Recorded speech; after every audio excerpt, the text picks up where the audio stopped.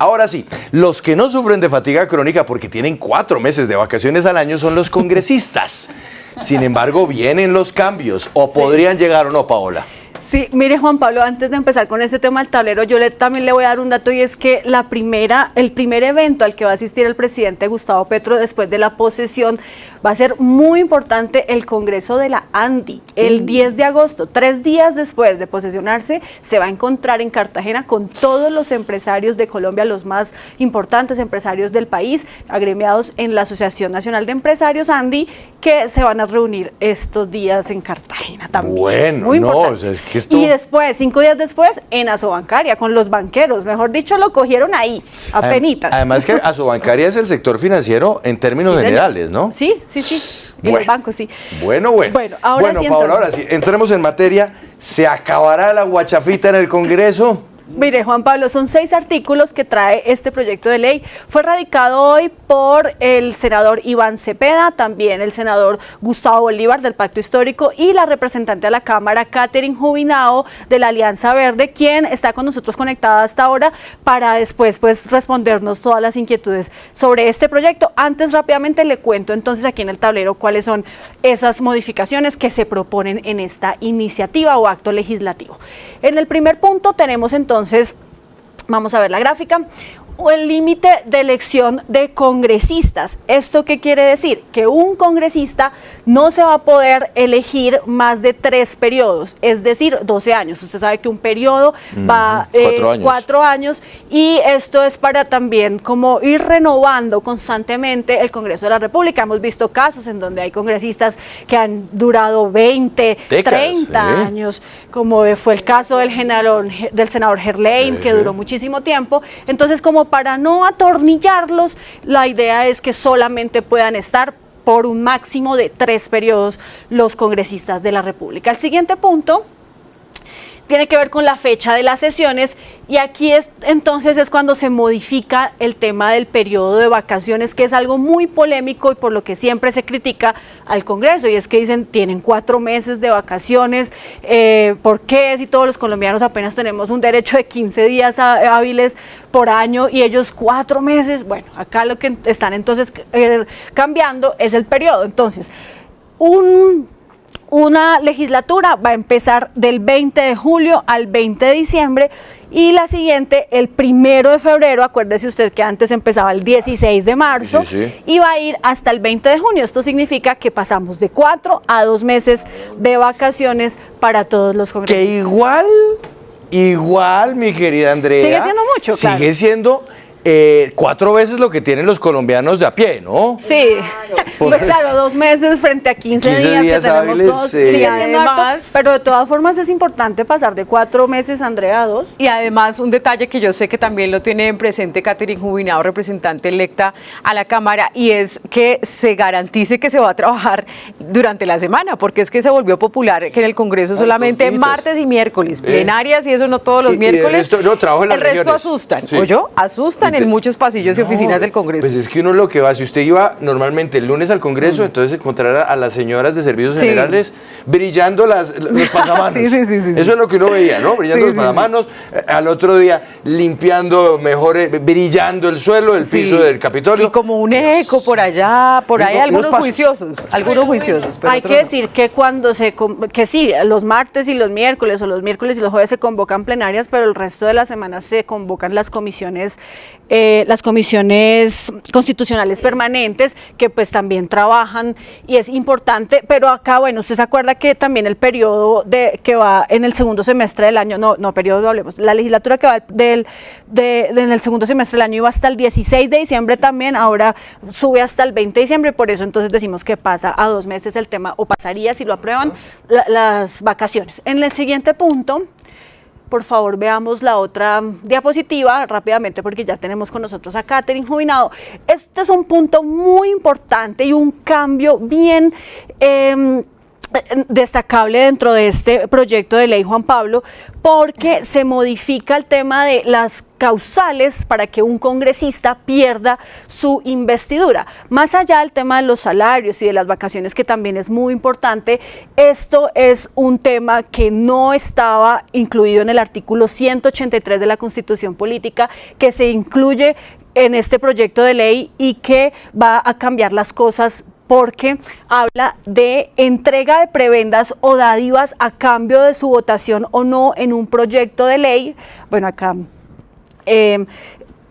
estamos hablando que se comprueba que si hay una entrega de prebendas o si un congresista recibe plata o algún pago en especie por votar o por hacer lobby incluso en un proyecto de ley o por participar en un debate, puede perder su investidura. Esto no estaba incluido en la Constitución y esto es algo nuevo que entra en este proyecto. ¿Alguna vez se lo han demostrado a algún congresista? Pues no, sí, no es tan fácil. Es muy difícil, pero por ejemplo, todo lo que tiene que ver con conflicto de intereses también entra ahí, o bueno, todos los casos que hemos visto en donde congresistas, digamos, como que venden su voto, pues esto sería una causal inmediata para perder la investidura. Ya le vamos a preguntar a Catherine Jubinado más detalles sobre ese artículo específico, pero es algo novedoso y que va, digamos, como a cerrarle la puerta a esa posible corrupción que se pueda colar. El segundo. La inasistencia, que también es un tema ese sí puede ser, Andrea. Bueno, usted sabe que ellos pueden conseguirse a veces muchas excusas médicas, sí, que bueno, eso se inspira un poco en el trabajo de Trabajen Vagos, de esa iniciativa que ahora Catherine tiene que defender ya como congresista. Mire, este tema es bastante importante, Juan Pablo, porque en la actualidad, ¿cómo está la ley? Un congresista puede faltar 6 veces en cada semestre. Lo que se cambia entonces aquí es que si falta a 6 sesiones por legislatura, por toda una legislatura, es decir, de junio a junio, pues de junio a julio, o sea, todo un año, ahí ya perdería su investidura. Es que ahorita tiene muchas posibilidades porque tiene 6 faltas por semestre y ahora va a tener 6 faltas por año. Y no solamente a sesiones plenarias, sino también a sesiones de las comisiones permanentes. Si falta 6 veces en el año, chao, perdió su investidura. Bueno, yo creo que usted debería ir con su invitada, pero ¿sabe que deberían controlar mucho? ¿O saber qué va a pasar con eso? Con las sesiones virtuales o la participación virtual en las sesiones. Porque si entonces usted puede estar fuera del país, pero de todas formas en el momento de llamado a lista decir aquí, presente señor presidente, y luego en el momento de votar, voto sí por tal cosa, pues... Como Anatolio. Sí, entonces hablar seriamente de inasistencia puede resultar con unos atajos, ¿no? Sí, tocaría, ya vamos a preguntarle a Catherine qué es una inasistencia, porque puede ser entonces una inasistencia a una sesión presencial, virtual también aplica, bueno, no sabemos, pero lo que sí está claro dentro del proyecto es que son 6 por año, Juan Pablo. O sea, desde que empiezan en febrero las sesiones, desde que empiezan el 20 de julio hasta el 20 de junio del siguiente año, 6 no más fallas puede tener un congresista. Y ahora sí veamos entonces el tema en la siguiente, por favor, veamos el tema de los salarios, que es importante también decirlo, que pasa de 34 a 25 millones porque queda en 25 salarios mínimos legales mensuales vigentes, según este proyecto de ley. Y acá es muy importante porque incluye todos los factores salariales y no salariales. Usted sabe que todos los congresistas tienen gastos de representación, primas, otro tipo de pagos que les hacen. O sea, es un tope de 25 millones. Y este va a ser el tope, pero entonces acá viene la polémica del día, y es que se va a aplicar desde el Congreso de 2026 hasta el 2030. ¿Cuál es la razón, Juan Pablo? O sea, la próxima. Los congresistas y ningún funcionario público, ningún servidor público se puede autobajar su salario. Eso está prohibido en la ley, y entonces por eso a ellos les toca esperar hasta que llegue el próximo periodo del próximo Congreso. Pero lo que sí pueden hacer es no incrementarse en este periodo en el que ellos van a trabajar, y por eso se habla de congelar el salario. Como en el artículo queda un tema no incrementar el salario mínimo en este periodo del Congreso significa entonces que se va a congelar por ahora y que a partir de 2026 ya empezaría esta reducción. Por eso es que les critican que no se los están bajando para ellos, pero pues es que según la ley no pueden, definitivamente no pueden hacerlo. Vamos entonces, Paola, a saludar a su representante de la Cámara invitada para que nos explique el alcance de esta propuesta. Se trata de la representante Catherine Jubinao. Muy buenas tardes y bienvenida. Sigue la W.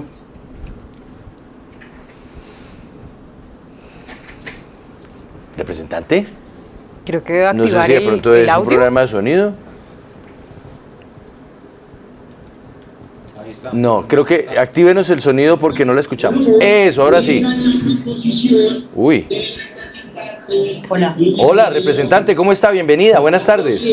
Estamos en mitad de plenaria, qué pena con ustedes. No, tranquila, tranquila, pero le queremos robar unos cuantos minutos para que podamos conversar sobre el alcance de esta propuesta y comencemos por aquello que genera polémica o incomodidad.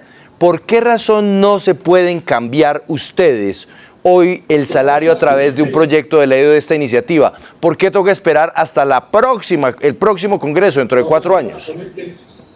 Bueno, por la sencilla razón de que con ese argumento siempre han hundido este proyecto. El senador Bolívar, del Pacto Histórico, explicaba hoy en rueda de prensa que cuando los congresistas o cuando los candidatos al Congreso se lanzan, hacen campaña, se endeudan. Algunos pedimos préstamos bancarios y es la manera en cómo financiamos nuestra campaña. Y hacemos cálculos sobre la base de la remuneración que vamos a percibir para pagar esas deudas. Entonces, con ese argumento, las 13 veces que se ha presentado esta iniciativa, esto se ha caído. Entonces, primero, lo que queremos es evitar el argumento con el que sabemos que ponemos en riesgo el proyecto y de esa manera, entonces, los congresistas no estén argumentando que es que no pueden legislar para ellos mismos, ya sea para favorecerse o en este caso para empeorar según ellos sus condiciones. Esa es una. Pero estamos tomando otra medida dentro del proyecto, que es el congelamiento, es decir, automático, de los salarios por los próximos 4 años. Como entendemos que jurídicamente es muy complicado que la medida de los 25 salarios mínimos de tope entre a regir inmediatamente por las consideraciones que ya les expliqué, lo que sí podemos hacer para por lo menos evitar que se siga ampliando esta brecha de inequidad tan odiosa que es el salario de los congresistas, entonces proponemos congelarlo inmediatamente. Si esa medida se aprueba, entra en vigor para este Congreso y eso quiere decir que a este Congreso no se le subirían los salarios 4 años. En ese sentido, no se entiende, representante Catherine, por qué si autolegislan para congelar, pero no pueden autolegislar para reducir inmediatamente el salario. Entendemos que quien decide el tema del incremento, por ejemplo, pues es el gobierno nacional a través del Ministerio de Hacienda, pues que hace los aumentos para servidores públicos, pero ¿por qué sí se puede legislar para congelar? No se entiende ese argumento. Porque la medida de congelamiento no es un perjuicio en sí mismo. El Estado en otras ocasiones ha tomado decisiones sobre, por ejemplo, temas salariales de los funcionarios públicos, como por ejemplo en el COVID, pagar un 10% de impuestos los funcionarios públicos. O sea, hay medidas que se pueden tomar de forma expedita sobre los salarios de funcionarios públicos que no necesariamente implican un perjuicio en esas reglas de juego. Entonces, la razón por la que ya las consultas jurídicas que se hicieron para poder presentar el proyecto de manera viable era que no es inconstitucional y no, vulnera ningún derecho adquirido el congelamiento del salario. Por eso se propone el congelamiento, que ese sí, se puede hacer y no inmediatamente la reducción a 25 salarios y esa sí entra en 2026. Perfecto, entendido. Representante, quiero que hablemos sobre el tema de las inasistencias. Estábamos aquí debatiendo si las inasistencias incluyen, por ejemplo, la participación virtual de los congresistas en las sesiones y cómo va a funcionar ese tema de las inasistencias. Bueno, lo que se busca es hacer más estricto las reglas de juego sobre la asistencia en el Congreso. La opinión pública sabe, entre otras por el trabajo que hicimos en la Veeduría Trabajo en Vagos, que el ausentismo en el Congreso de la República es un fenómeno sistemático y que no tiene nada que ver con poner a los congresistas a calentar sillas, sino que es un fenómeno que impacta la eficacia congresual. Es decir, muchos de los proyectos e iniciativas legislativas nunca ven la luz por cuenta del ausentismo, porque el ausentismo lo que provoca es que no haya quórum y entonces no se discuten las iniciativas. Pues nosotros queremos hacerlo más estricto como, primero, ya los congresistas no faltan 6 veces al semestre para que se les demande por pérdida de investidura, sino 6 veces al año, o sea, en la legislatura. Esto lo que quiere decir es que vamos a acabar con esa guachafita, entre comillas, de que los congresistas cada semestre se les borra las cuentas de las faltas porque cada semestre arrancan otra vez de cero. No, aquí va para toda la legislatura el tema de las 6 inasistencias para que se hagan demandables.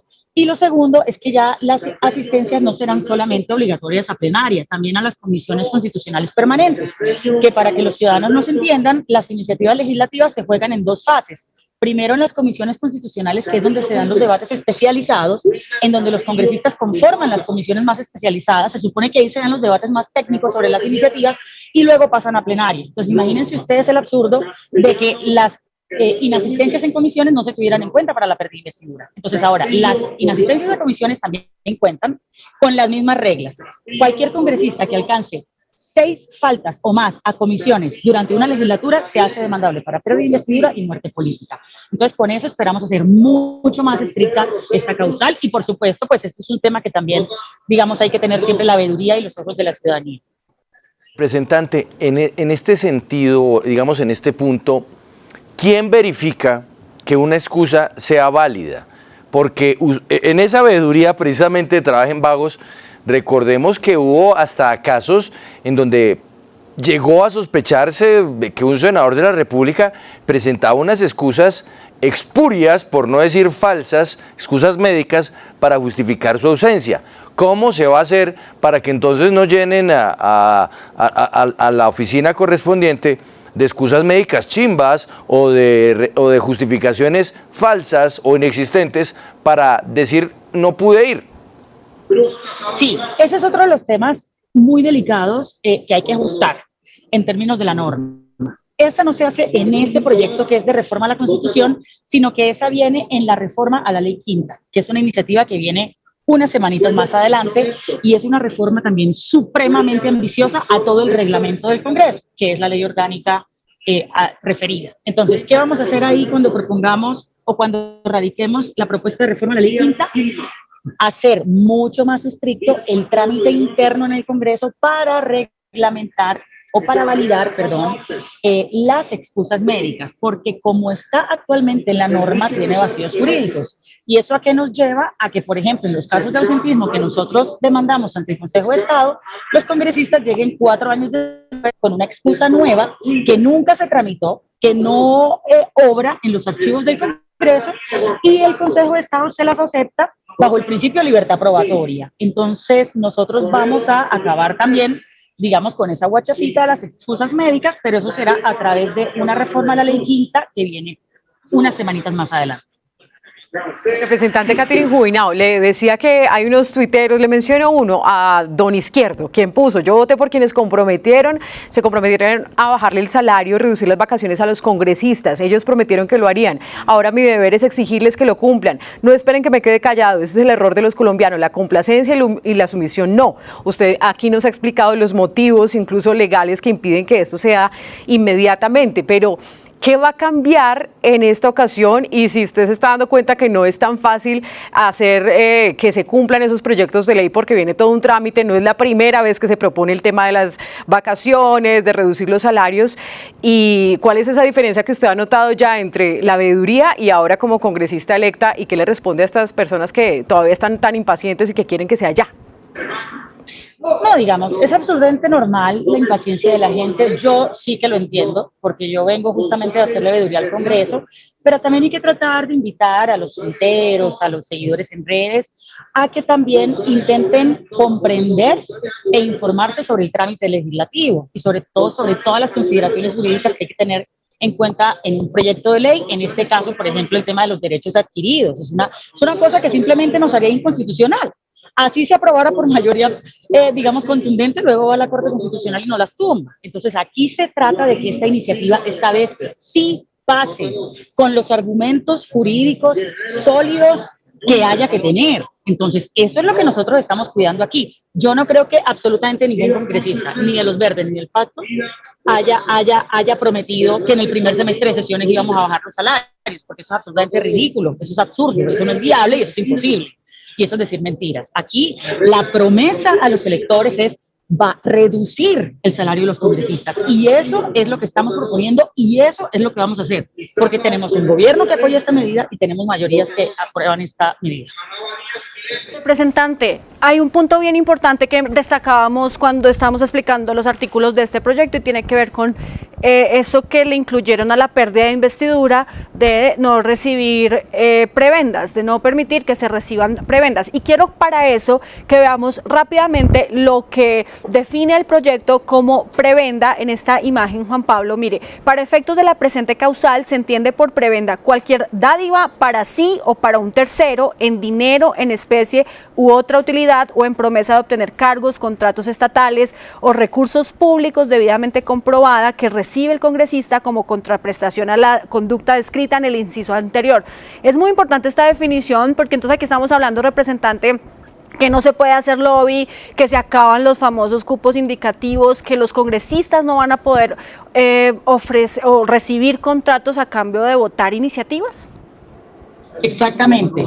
Y esto es voluntad directa del presidente Gustavo Petro. Hay algo que el presidente nos ha pedido al nuevo Congreso y es acabar con el tema de los cupos indicativos, acabar con el tema de que los congresistas vengan aquí a gestionar partidas presupuestales que luego le cobran al alcalde, al gobernador a través del cómo voy yo y es toda la corrupción que siempre vemos.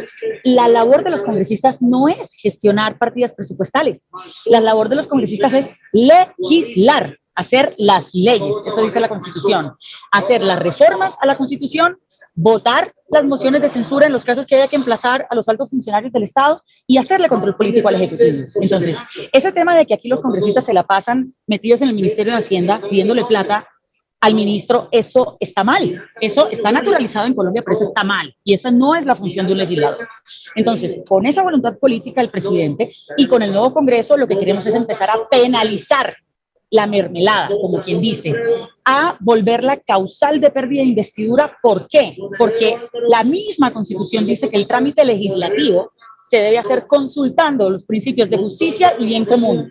¿Y qué es lo que pasa con el tráfico de mermelada, de cuotas, de prebendas, de contratos y demás? Que se desnaturaliza el trámite legislativo. Entonces ya el legislador no está pensando en el interés general, está pensando en cómo voy yo, qué ministerio me van a dar, qué contratos me van a dar, qué obra me van a dar en mi región para luego yo sacar la tajada con el alcalde o con el gobernador.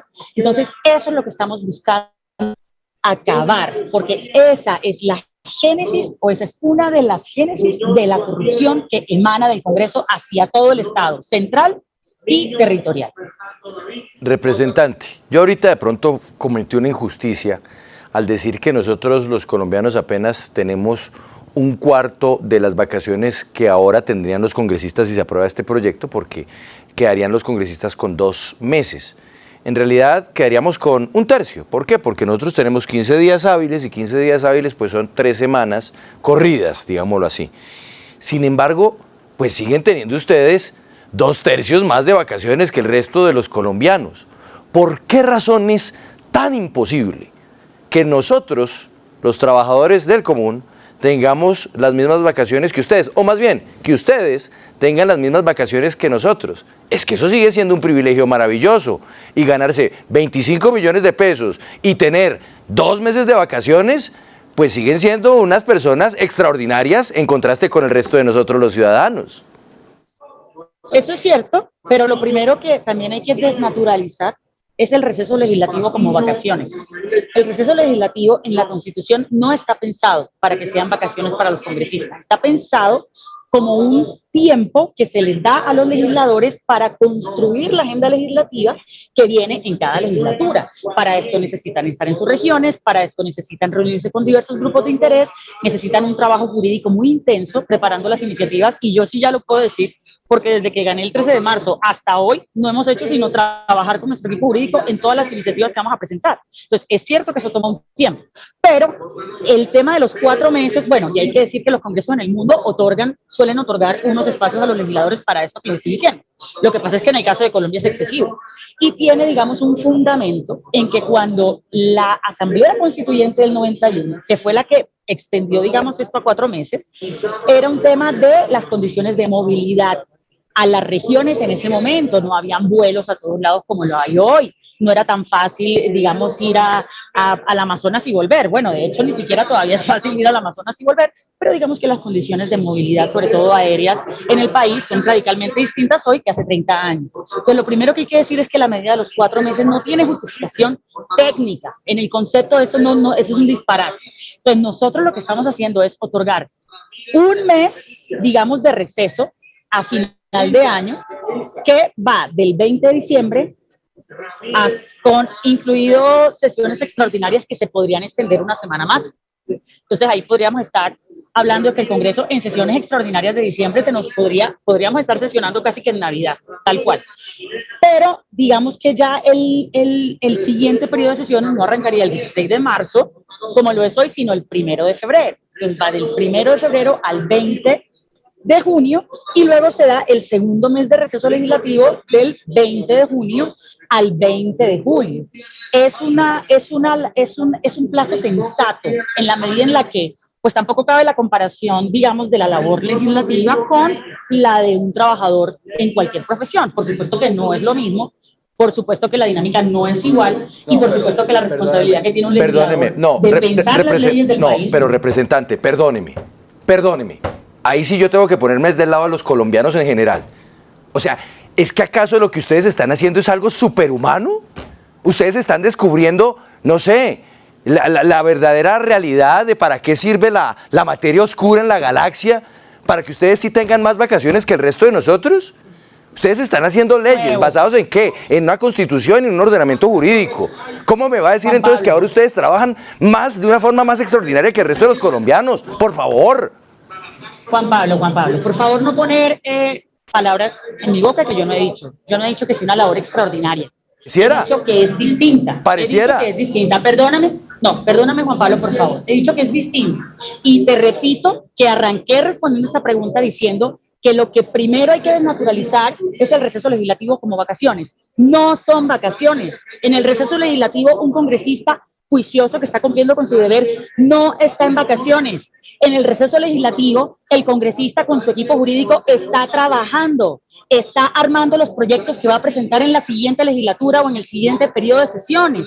Entonces, no son 2 meses de vacaciones, es reducir el receso legislativo. Entonces, a representante, si están trabajando, entonces no lo llamen receso y sigan yendo a la oficina. Si están trabajando, entonces cumplan como seguimos cumpliendo todos los colombianos cuando estamos trabajando, que no pedimos receso, sencillamente estamos trabajando.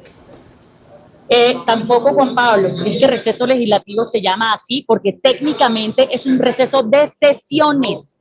Por eso se llama receso legislativo de sesiones, no se llama vacaciones. Entonces es un receso de sesiones para que los congresistas tengan el tiempo de nuevo de reunirse con los grupos de interés, de estar en sus regiones y de armar las iniciativas legislativas con sus equipos jurídicos. Eso es lo que en teoría es un receso legislativo. No son vacaciones. Y de nuevo, sí hay un tiempo para los legisladores para preparar toda su agenda y esto está así en todos los congresos del mundo. Esto no es nada exótico del Congreso de Colombia, no es que estemos creyendo que somos un trabajo extraordinario. Yo de ninguna manera he dicho eso. Sí. He dicho que en los congresos se le da un tiempo a los congresistas para preparar su agenda legislativa. Eso se llama receso legislativo, no vacaciones. Y en Colombia estaba absolutamente volado el promedio a 4 meses y lo reducimos a 2. Ok, representante, ¿se va a revisar el tema de los esquemas de seguridad? Porque muchos de los congresistas no requieren de una escolta, de camionetas lujosas, lo pueden hacer incluso en sus carros particulares, ¿no se ha pensado en eso? Mientras que siempre se ha hablado que hay líderes sociales que sí requieren de un esquema de seguridad. Sí, señor, y nosotros tenemos esa agenda, nosotros tenemos todo el cálculo de lo que para nosotros es un odioso, casi que detrimento patrimonial, porque los esquemas de seguridad de los congresistas nos cuestan 400.000 millones al año. ¿Y cuál es el pecado aquí? Que la mayoría de congresistas no tienen riesgo extraordinario para su vida. Entonces, ¿cuál es el problema ahorita? Que los congresistas reciben estos esquemas supremamente onerosos que constan de una camioneta blindada, de 2 escoltas, un policía, chaleco antibalas y una cantidad de cosas que al mes cuestan 30 millones de pesos. Ojo, los esquemas de los congresistas, cada esquema nos cuestan al mes 30 millones de pesos. Entonces, ¿cuál es el problema? Que se asignan automáticamente en virtud del cargo. Es decir, Katy Jubinao, por el solo hecho de ser congresista, tiene un esquema de estos, aun si Katy Jubinao no tuviera ningún riesgo extraordinario para su vida. Entonces, lo que aquí queremos cambiar es el criterio de asignación. ¿Y por qué no está metido en esta primera reforma constitucional? Porque no se necesita. Esto no lo regula la Constitución. La Constitución va en los temas más grandes. Esto se hace a través de una ley que tiene que revisar el gobierno nacional, ahora Gustavo Petro, y esto inclusive se puede revisar desde las mesas directivas con simple voluntad política.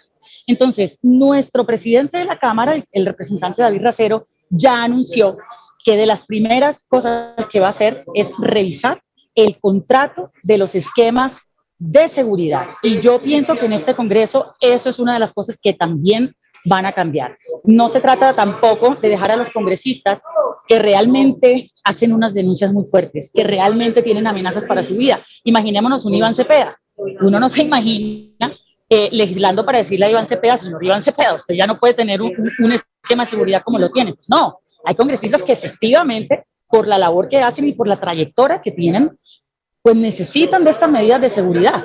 Pero ese debería ser el criterio de asignación y, por supuesto, en la UNP hace falta toda una reorganización, que eso también lo vamos a revisar, para que los esquemas terminen protegiendo a quienes realmente lo necesitan, incluidos, por supuesto, los líderes sociales, los líderes ambientales y los excombatientes y firmantes de paz.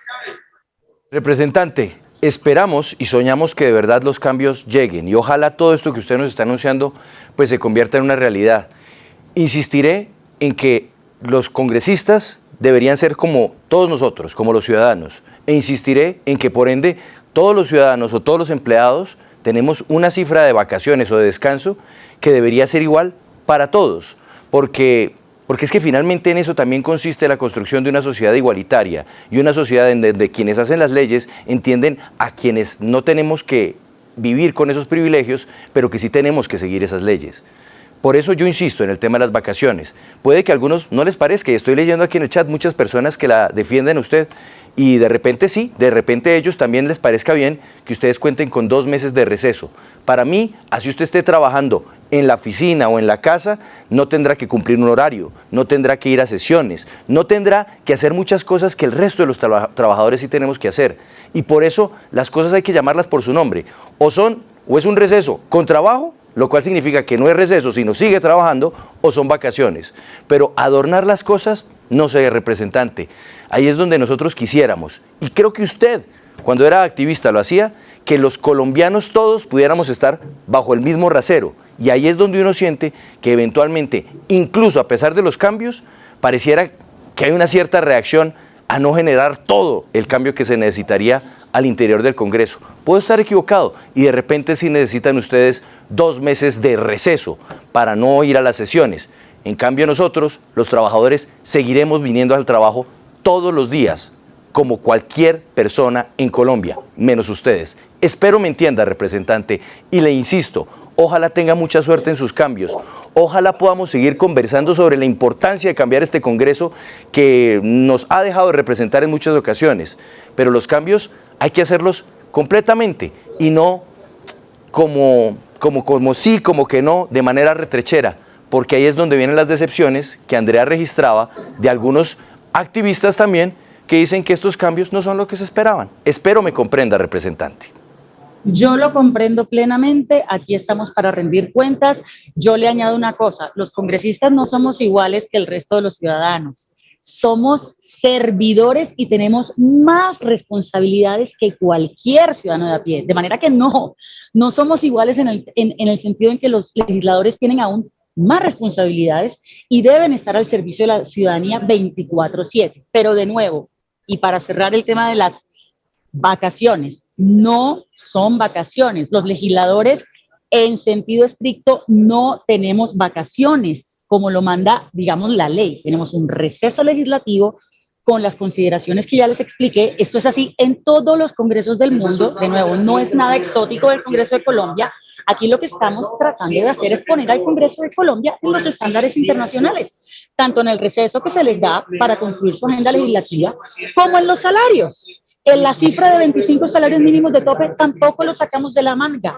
Es el estándar latinoamericano e internacional. Es la media global de los congresos en el mundo. Entonces, aquí no hay que inventarse el agua. Y aquí, digamos, hay que dar el debate de manera seria. Hay que revisar cómo funcionan los congresos. Hay que comparar las medidas. Y ahí es donde nos podemos dar cuenta que lo que estamos haciendo en apenas una semana de instalado el Congreso es cumplirle a la ciudadanía en nuestra principal promesa de empezar a transformar el Congreso desde adentro. Por supuesto, en el primer acto legislativo no se puede incluir todo. Vienen de nuevo, como les dije ahorita, algunas propuestas de reforma a leyes orgánicas como la ley quinta. Luego vienen unas propuestas de leyes estatutarias que van a regular todo el tema de rendición de cuentas. Queremos a través de ley estatutaria crear el observatorio legislativo, que va a ser una especie de tanque de pensamiento alojado dentro del Congreso, pero manejado por la academia, en donde el mismo Congreso va a producir indicadores de gestión, tanto a nivel corporación como a nivel individual, va a hacer evaluación de impacto de las leyes. Entonces, también quisiera pedirles que tengan presente todo lo que se va a empezar a radicar en las próximas semanas. Son 4 años para tratar de darle un revolcón al Congreso. Y aquí lo que estamos haciendo, a una semana de habernos instalado, es radicar la primera reforma que le pega a 4 asuntos estructurales: límite de reelección, salarios, receso legislativo y pérdida de investidura, y que si la logramos aprobar en esta primera tanda, como quien dice, cuando tenemos los vientos políticos a favor, pues vamos a poder demostrar a la ciudadanía que vamos a cumplir y que estamos cumpliendo. Muchas gracias por estos minutos. Además, sé que le sacó un poquito de tiempo a la sesión de la Cámara. Muchas gracias por estar en Sigue la W. Bueno, mucho gusto y muchas gracias por el espacio y un saludo a todos.